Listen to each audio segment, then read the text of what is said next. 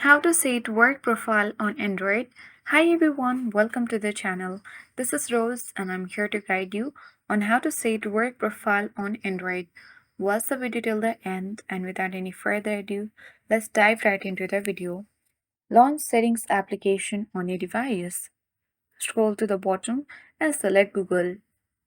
Under Google Services, you'll find two options, that is recommended or all services.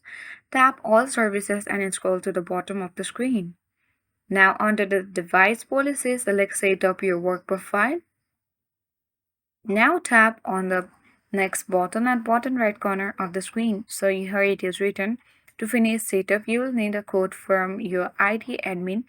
A management tool will be downloaded and used by your IT admin to manage your work profile. So tap next button. You can simply scan or enter the code provided by your IT admin, or you can enter the code manually tapping enter code manually at bottom left corner of the screen.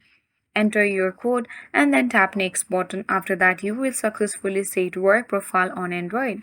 That's it. Thank you for watching, and if you are new to our channel, hit the like button and subscribe for more tech and tips videos.